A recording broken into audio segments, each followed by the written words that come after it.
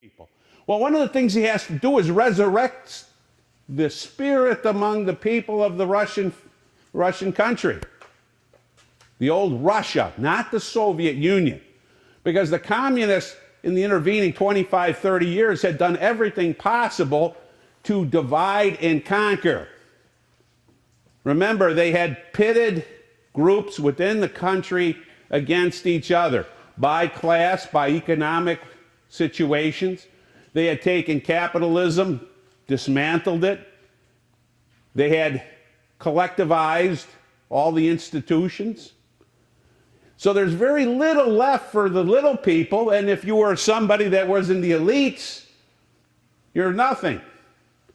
So how do you engender a spirit? Well, one of the things he's got to do is bring back some of the elements that were present during the Tsar's regime. Things like medals, orders, ranks are brought back. It's no longer good to be comrade. Comrade meant nothing. So he had more than one person going through this. He also opens up the churches, the Orthodox churches, and for the first time he begins to exploit religion as a way to unite the people. If you remember anything about Stalin, he had a great hatred towards the Orthodox Church. Why? He was a candidate to be a priest, and at 18 years old, they had booted him from the seminary. So he hated them. Of course, after that, he went on a little tear, bank robbing, etc. He was quite a guy. And he also is going to have to push at shifting the industrial base from the western part of the country to the east, behind the Urals. Why? Because he's got to bring his industry out of the range of fire. And one of the things that we see in 2 years, the Soviets will outstrip, in terms of production, the Germans. And we talk about the German industrial miracle, that they're getting bombed and destroyed, and their output was increasing every month. Pretty much Albert Speer and his group working on it. But the Soviets will make their production 3 times higher than the Germans do on their best day. And you know it's always about what you can put out at your worst moment that decides wars. It's not only the people you put in the field, but the products you put behind the people that win wars. Something that we probably have begun to forget, because we get in our country today that technology will defeat everybody. You could have the highest tech weapons, but that's one. If somebody's got 20 of the same thing or a little bit lesser, they'll defeat your one. And we'll talk about how that happens with tanks. The Germans had the greater tanks. They have less of them, and they can't keep up. Now, reverses in fortune. The holding of Moscow and Leningrad assured the Russians their survival. We also know that Stalingrad shows that Germany cannot defeat the Soviet Union. And likewise, the Soviet Union will not be defeated by Germany, conversely, because they cannot gain Stalingrad. So we see this emerging. Now, other things that we're going to see here. Stalingrad gives Stalin 2 choices. Because the German army is defeated, it provides a vacuum. So he's presented with the dilemma. Which way should I go? Should I attack from the north, or should I come through with the south? And that's going to be the dilemma he has presented. Now, I'm going to skip over this slide. I'm going to revisit this towards the end, because this is the diplomatic coup.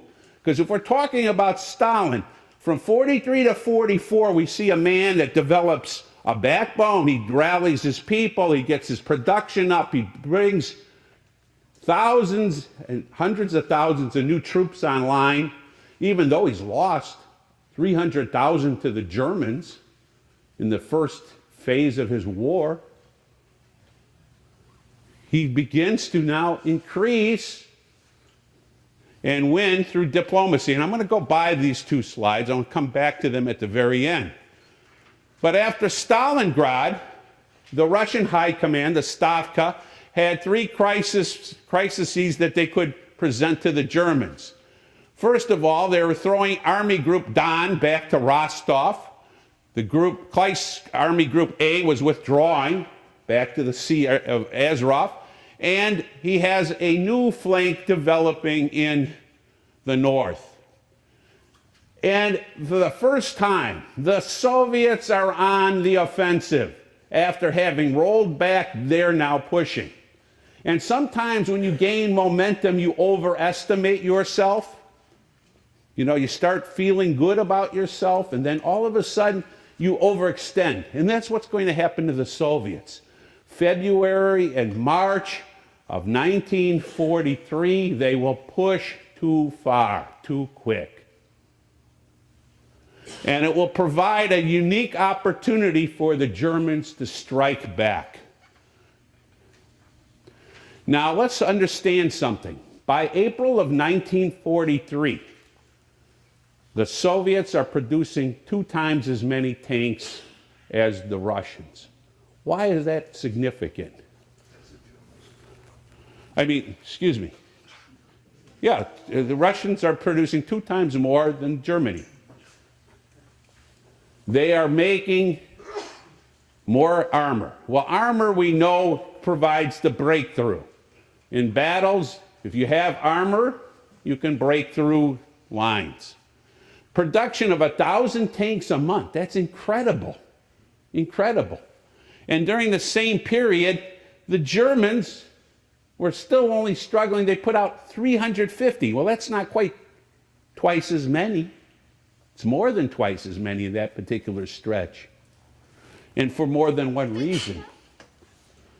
We're also going to see that the Germans are torn. Their mainline battle tanks are proving to be dated. They are not working as well as they used to. And Germany is deciding whether they're going to introduce new tanks. One of the problems with new weapon systems, they're always drawn up by engineers, right? Well, engineers are lovely people. They work in a theoretical world. They develop things on drafting boards. When they take them down to the shop floor and they make them, until they put them out in the field, what happens? You don't know if they really work as they're supposed to be designed. And by shortening the process of going from the drafting board to the shop floor and then out to the world of fighting, this will become a problem for the Germans. One of the other issues that's pushing this is the T-34 tank. The Russian T-34 is now proving to be a more devastating vehicle.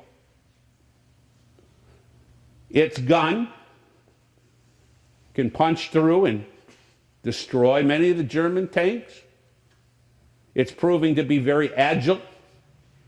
And this is frustrating the German commanders that they're not having superior equipment. For the first time in the war, German engineering and German products are not better than the enemy's.